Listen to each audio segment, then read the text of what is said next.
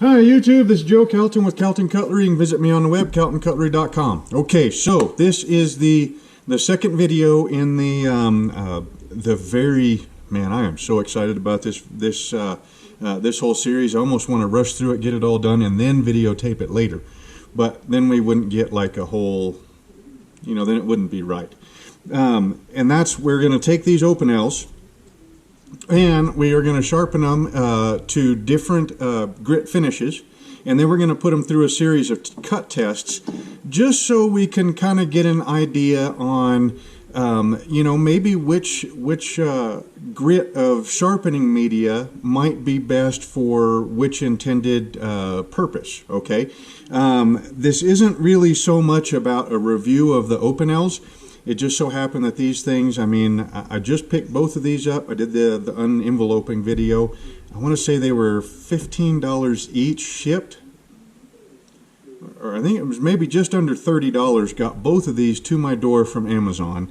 And then this one right here I'd picked up from Cabela's, I don't know, a couple of years ago for like 20 bucks. And honestly, I should have just gone ahead and bought a third one of these, but I didn't really think about doing a polished edge test until after they already got here. So we're going to do one. I've written 325 on that one, 6,000 on this one, and this one we're going to take it to a 6,000 grit edge, and then we're going to strop it on chromium oxide, which I've heard is about 30,000 grit. Okay, so we're going to have a pretty good range of grit finishes on these edges. And then, like I said, the first thing we're going to do is probably a rope cutting test. I've already got some rope out. And then we'll do dog food bags, we'll do tomatoes, maybe some cardboard, some whittling, whatever. And we'll just kind of see what we find out. So to start with, what we need to do, now this one right here, I've already used it, so we can't do an as it comes out of the box edge, okay? But these two, literally, I've pulled them out of the packaging, I've looked at them, I measured them with my, what do you call this thing? Dial caliper, my measuring thing, and we are going to take a look at the geometry of these knives. Now, these knives right here have got what you call a convex grind on it, okay? And it is a full convex grind, okay? So if you take a piece of steel, all right, now the tough thing about this is that you can't really see it because, it's so small. If you took this piece of steel, and this was a knife blade, and it was, just enlarged to see what it looked like, and you were to take that and you were to put it flat up against a grinding belt, okay, and then grind on this side, and then grind on that side on a flat grinding belt until you got a perfect wedge, then that would be a flat grind, okay? If the grind went from the edge to the spine, that would be a full flat grind, okay, or a full height flat grind. If you were to take that flat grind and go from the edge to, say, about halfway down, like, the Moras, that's called a Scandi grind, okay. If you were to take that particular piece of steel, I need something round. I didn't really think I was going to be going over this part. Here's a soup king. So if you were to take that and put it up against a grinding wheel, okay, and then grind, until you get to an edge on both sides, you would end up with what's called a hollow grind, like that, okay. So the convex grind is a very cool grind. I don't really do a whole lot of convex grinds anymore because they're a little bit tougher for the end user to sharpen if you do a convex edge, all right? What we're going to be doing is just a straight edge, okay, just a nice flat edge. So we're not going to, sharpen on a slack belt or anything like that. We're just going to sharpen on a flat, regular old, the DMT 325, this King 1.6. The polished one will likely get a little bit of convexity just because we're going to strop it, okay? And typically when you strop things, you get a little bit of a convex edge to it.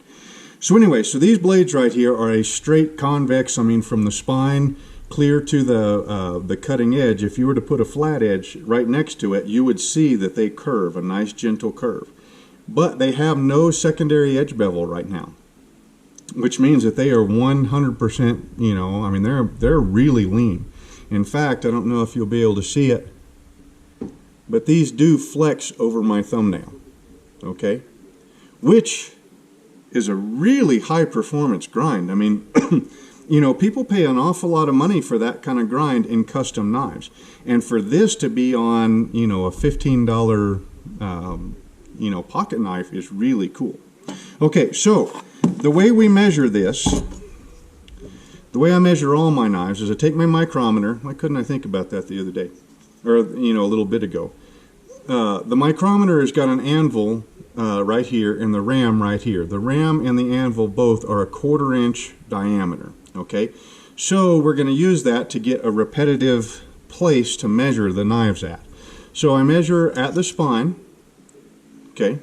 So that kind of tells you how thick the blade stock is and kind of sort of how tough the knife is, right? Now these ones, the two number 7s came out at 60 thousandths and 61 thousandths, okay? Roughly 1/16 of an inch. The number 8 came in at 68 thousandths, okay? So the larger one is made out of blade stock that is 7 thousandths of an inch thicker than the two smaller ones. 7 thousandths of an inch, just to give you a reference, most post-it notes that I've measured have been in the 5 thousandths range. A business card typically runs, you know, in kind of a middle of the road business card typically runs about 8 thousandths. They can go from, you know, 6 thousandths to about 12 thousandths are the ones that I've measured, but, you know, 7 thousandths, 8 thousandths or so. So these blades right here are about a business card thinner than the bigger one, okay? So the spine measurement is about 60 thousandths. That tells you generally how tough the knife is going to be. The other measurement that I make is at the shoulder of the edge, okay? These have got a full convex grind, so there is no shoulder of the edge to measure at the moment, okay? As soon as we sharpen them, there'll be a shoulder, we'll be able to measure it, okay?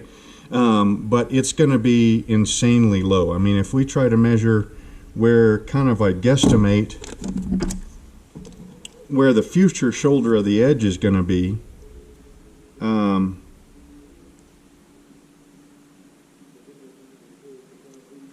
we're going to be 5 thousandths of an inch thick, okay? Like I said, I mean, to get geometry like this, typically you have to go custom type deal, all right? Now, the last measurement that I take, I measure it 1/4 of an inch back from the edge. Remember me telling you that the ram on my micrometer is 1/4 of an inch thick? So what you do is you line up the edge of the micrometer ram, and then you bring bring the ram down, and then you take the measurement. That measurement kind of tells you how easily the blade is going to pass through whatever it is that you're cutting, be it rope, potatoes, carrots, you know, anything like that, because it kind of gives you an indication about how steep that or how thick that wedge is, okay? These ones right here came out at the 325 grit came out at 37 thousandths. The 6,000 grit one came out at 39 thousandths, so 2 thousandths. Heck, that could be just in the range of, you know, different measuring. I mean, I'm human, so if I measure the same place, you know, 3 times, that's lining up the edge of that ram with the edge of the edge, you know, there's going to be a variation in there, so they might well be identical. And the larger one came out at 42 thousandths, so 3 thousandths of an inch thicker. So, I mean, it's a little bit bigger knife, but it shouldn't really be enough to cause us any grief. Okay, so you guys have seen this test before, okay? This is my rope cutting setup.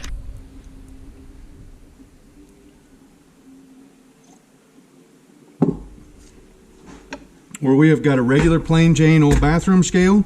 We have got a piece of pine. we got a piece of soft pine board, okay? We're going to place it on the cutting scale. My hand, actually first let's go over the rope we're going to use. Okay, so this is the rope we're going to use on this test and the next one. This is good, hard, 3/4 inch manila rope, okay? Manila rope and sisal rope look an awful lot alike, but manila rope is real rope, okay? This is the type of rope that you would buy to, you know, toss up into a tree and, you know, pull back on it while your buddy does a back cut and drop a tree, okay? This is the rope that you would use to, I mean, this is real rope, okay? Sisal rope, which looks very close to this, I think the reason they make sisal rope is to give the guys that write articles for like Blade Magazine and stuff something really, really easy to cut but get really high numbers, okay? So sisal rope and manila rope are two entirely different things. This is the good stuff. This is this stuff will dull an edge fairly quickly. I would guess, excuse me, not having spent a whole lot of time with these opinels, or any opinel really, but I hear that they are 1084 or thereabouts, plain high carbon steel. And I hear they're probably hardened to a Rockwell of, you know, 56, 58, something like that. And with that kind of geometry, once we get good edges on them, I have no idea what the factory edge is going to do, but once we get good edges on them, I'd say they're probably going to go 50-ish cuts, something like that, which is pretty good for a factory knife. But we're going to take that rope, we undo it to where we just take one piece out of it, because there's three pieces. There's three pieces that make up the big rope, right? So we're just going to take one at a time. We're going to lay it on our board here. Now we'll take the one that's that I've already had just to do a couple of practice cuts. Okay, so the way I like to do this is I pinch the rope between my thumb and forefinger here at the edge of the board. Okay, that way my hand doesn't hit the edge of the board as I'm cutting. Okay, and what I'm going to do is I'm going to look at that scale, and I'm going to say right now the scale is sitting at 4 to 5 pounds. Okay, so the weight of the board, the rope, and my hand putting, you know, holding the rope in place is about 4 pounds. So any more pressure that I put on that knife edge to make the cut is going to tell us how much force is required to complete a cut. Okay, so let's do 10 cuts or so and just see what happens. All right, so there's about my 4 to 5 pounds. Okay, that one was 15 or 16, 14, 15, 15, 15. Oh yeah, and see, this one, I don't know, I would guess I probably got a 325 grit edge on it, but it's just crunching through this rope. I mean, that nice thin geometry with good high carbon steel, yeah, it's just munching through it. Okay, so I did, what, 20 or 30 cuts, right? So now, we're going to try to get back to my 4 or 5 pounds, and then take another cut. It's still at about 14 or 15 pounds, okay? Which means the edge is still working. It might have gotten dulled up a little bit, but it's still working and it's a good edge. So, that 50 cuts, heck, it might go like 100. Okay, so let's take the the one that I have labeled 325. This is an as-boxed edge, just so you can kind of see what you're going to get out of the box. 22 or 23. 18, 19. This is a much more polished edge. There's 17 maybe, 17, 18. Okay, but it is cutting. Now when I look at it, I can see light reflecting in a couple of different places. And a little bit up at the tip.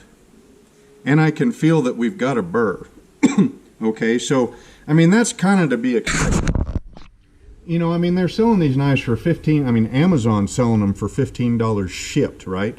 Which means that Opinel is probably getting $6 a piece. Well, it's $6 a piece. I can't imagine that they're going to put a whole lot of time, that they can't afford to put a whole lot of time into final sharpening. But it is absolutely a serviceable edge. I should have probably tested it. You know, it's trying to get some hair and it's kind of scraping some. But that's about it. But really not bad. I mean, I've gotten factory knives right out of the box that wouldn't cut half that good. Okay, so on this one, I feel a little bit of a burr, but not too bad. We'll test it on this hand because this arm's got a little bit more hair on it. It's kind of about the same as the other one. I mean, it's scraping some hairs off, but it's not shaving them. So now let's go with that 4 pounds or so. Now see this one, 24, 22, and these cuts aren't making it all the way to the board. They're only cutting, you know, about halfway in there. 24, 24, 24. Okay, so this one right here, and I can see some light reflecting off the edge also, but it's also a very, very thin edge. Okay? All right. So what we're going to do right quick is as thin as these edges are, or as thin as the blades are, it's not going to take but a couple of seconds each one of them to sharpen them. So we're going to take the 325 grit,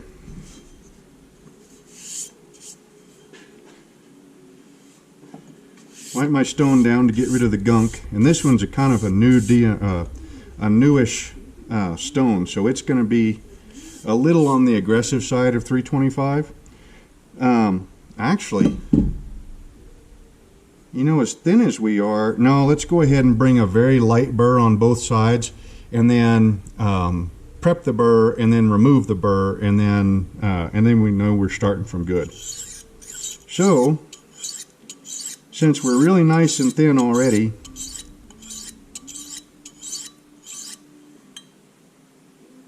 okay, so there's a nice light burr. Well, a couple of spots right there.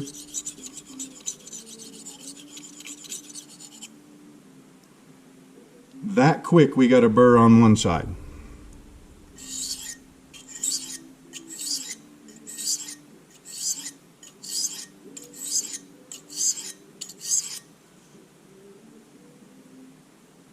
And we got a burr on that side except for right up in there. As far as sharpening angles are concerned, basically I'm trying to just stay high enough to where I don't scratch the finish up.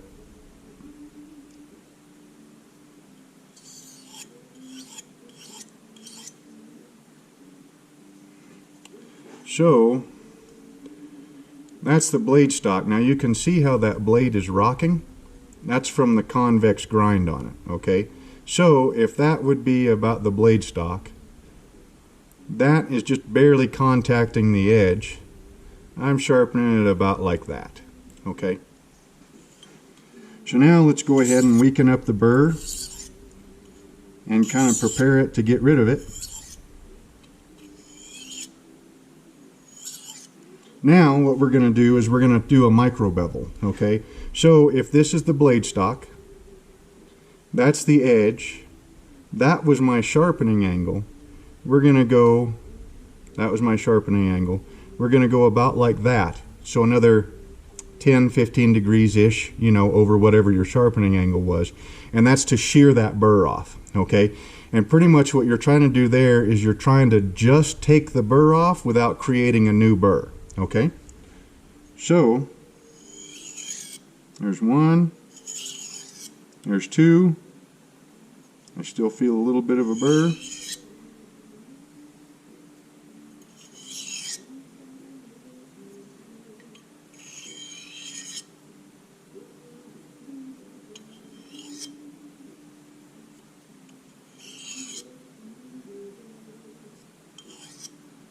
it's got quite a bit of a belly on it, and I typically don't sharpen, most of my knives don't get big old bellies like that. Okay, that's pretty dang close. So now, yeah, see now it's you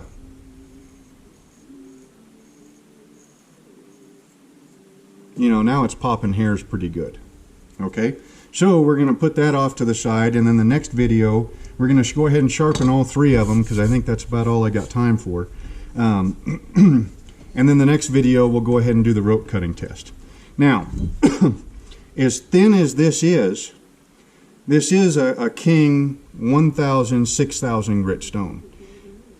There's no shaping that needs to be done on that edge. Okay, so that edge is already thin enough that we don't need to really remove metal to shape it. We just need to bring up a burr on one side, move it to the other side, prep it, and then remove it. So there's no real reason to go to the 1000 grit side. Okay, so we're just going to go ahead and go with the 6000 grit side.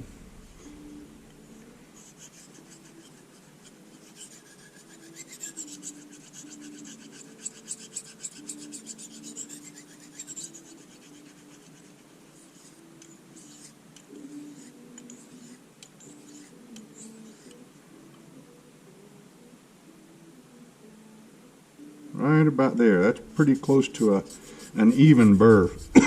A 6000 grit burr, as you can imagine, would be quite a bit tougher to feel than a 325 or a 1000 grit burr. 6000 grit is also right about at the range where I can typically feel the 6000 grit burr pretty reliably. Once I start getting above 6000 grit, you know, 8000 and 12,000 grit, I really can't feel the burr all that well anymore.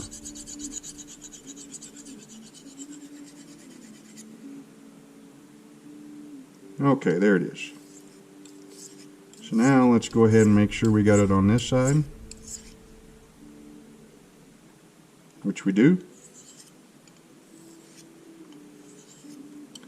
Okay, now these water stones are kind of like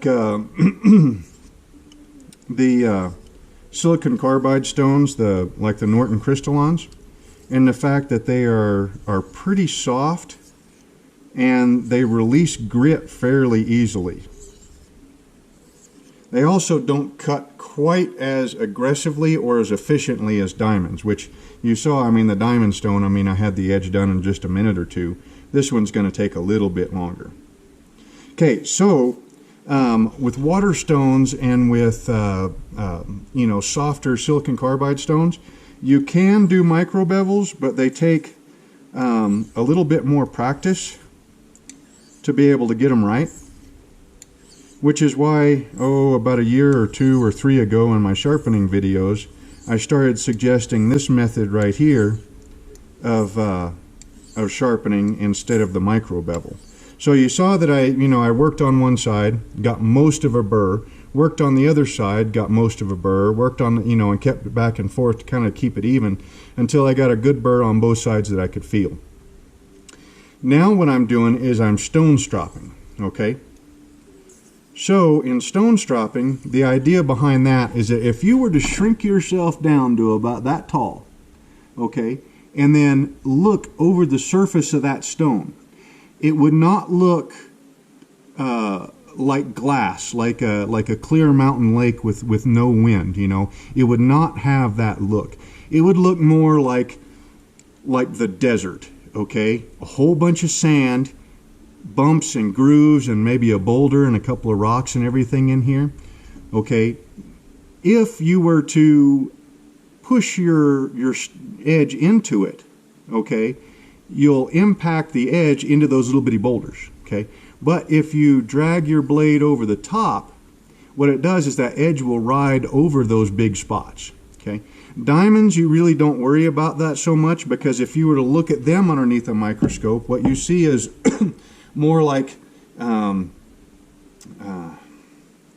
like the asteroids in that movie Armageddon with Bruce Willis, where you have big jagged rocks and stuff sticking up out in the air, okay? That's what those diamonds look like underneath the microscope. And you're just sharpening on the peaks, okay? So with diamonds, you can get away with doing a micro bevel, or if you really clean the surface of your water stones, your silicon carbide stones, you can do it. But that takes a little bit more practice. And so this is the way I, show you how to do these. So you stone strop a couple of times. Okay, now you take it and you drag the edge through a piece of soft wood. Can you see that? Yep. Preferably a clean piece of wood or a clean spot on your bench. And what that does is you prep the burr, when you were stone stropping. Now you rip that burr off. Now if you were to look at it underneath the microscope, you'd see kind of a jagged edge that really doesn't, it's not crisp like the edge that you would get off of a diamond stone with, with micro bevels. It's not a crisp edge, it's kind of a jagged edge. That's about the best way I can explain it. So now what you do is you stone strop 2 to 3 times on each side, and what that does is that repairs the damage from ripping the burr off without creating a new burr. Okay, that feels pretty good. Oh, that's right, we got more hair on this arm. And you can see that's just popping hair right. I mean, there's all kind of hair all over that. Alright, so we're going to wipe that off on my jeans, and, well, that one's wet, so we're going to leave the blade out on that one. Now we're going to go ahead and take the 30,000 grit one, and we're at 27.5 minutes.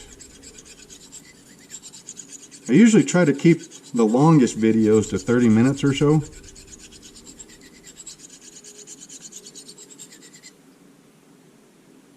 Almost there.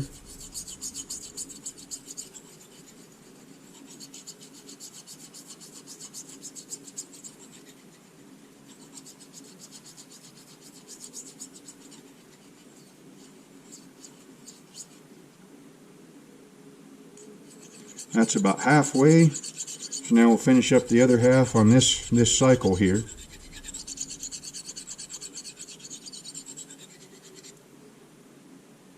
Okay, now there's a definite burr.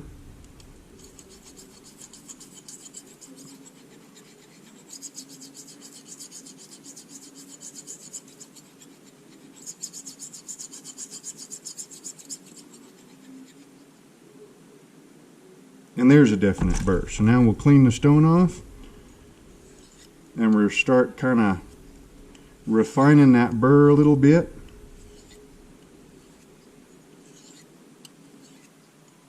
Okay, now we'll stone strop.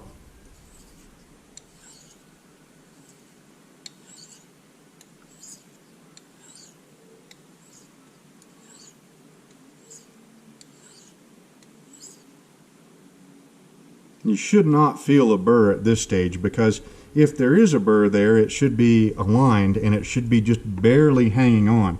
Because like I said, a 6,000 grit burr is much harder to feel than a 300 grit burr, but it's also much less stable because it's a much finer grit, and it's almost like bits and pieces of foil on the very edge. So now we'll go ahead, this piece of wood looks a little bit better. We'll go ahead and rip that edge off, or that burr off. Now we'll go ahead and stone strop 2 or 3 times a side.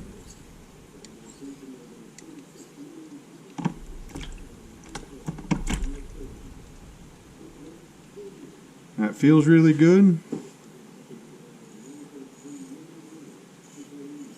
Just popping hairs right off, right? Okay, so now what we're going to do is we are going to get the rest of my hair off that blade and get it dry. And then we are going to take the strop here, and so on most of these strops, the 2-piece strops, you have leather on, one piece is leather and the other piece is linen, okay? Now, in between the two is where, on the linen side, is where I typically put my chromium oxide. That way it kind of stays inside and it's kind of out of the way. So now what we're going to do is, no,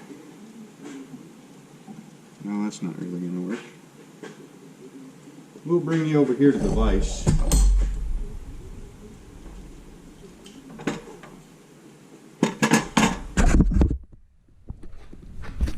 Okay. Now, can you guys see that? Okay, so now what we do is we throw the leather side over and kind of tuck it in there, and that kind of keeps it mostly out of the way. Now what we're going to do is we are going to go ahead and strop this knife. And this is, there we go. Okay.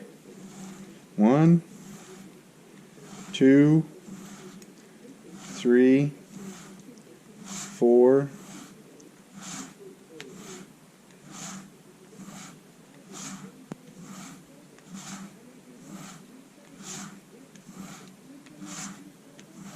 'So that was 10 on each side, which is probably a little on the overkill side, but I want to make sure that we have got a very nice polished edge going on for this test. Okay, now you can start to see the polish coming up on that edge.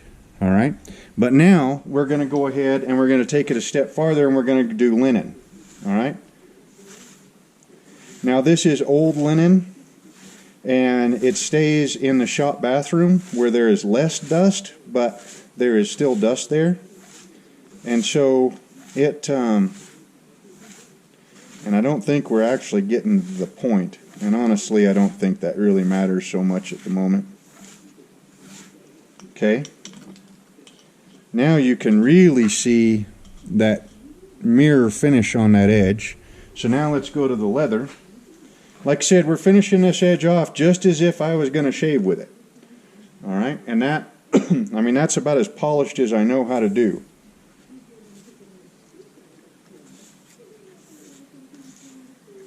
This is a genuine horsehide strop made by Middlesex Barber Supply in Perth Amboy, New Jersey, 505, I believe.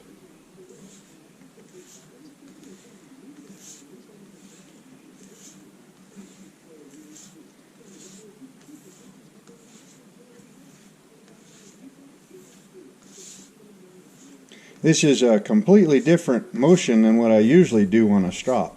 At least my fingertips are doing the different motion. Usually with a straight razor, you do, it's like this. But that feels really weird with a knife in my hand instead of a razor.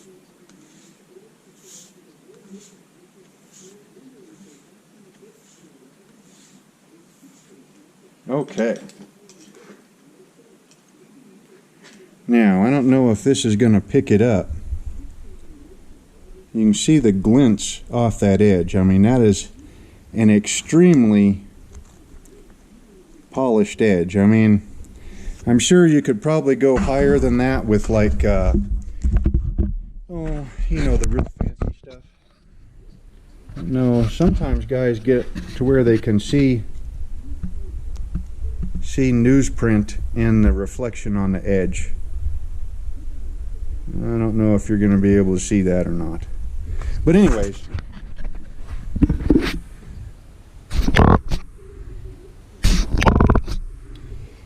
that is a very, very polished edge. I mean, that edge right now, I mean, if, you know, my beard's dry right now, but, you know, if it wasn't, I would go ahead and shave with that right now. And you can just see, I mean, it just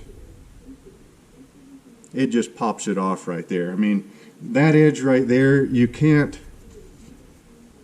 when I run that blade across my arm, okay, I can just barely feel the tug of the hairs before they get cut. I mean, and I'm talking just barely. And honestly, that's because the hairs are dry. You know, I mean, if they were wet, and especially if they had some soap on them. I mean, you know, that's how you shave your face with one of these. I mean, you shave and you don't even feel the tug of the blade as it hits the hair. It just shears right through the hair and you don't even feel anything. Okay, so that's it for this video right here. So that is you know, in between the different tests, I'll probably go ahead and touch up the edges, and using this same setup right here. There's not going to be anything different. I don't think I'm going to make you watch me sharpen them again, because, well, that's kind of boring, don't you think?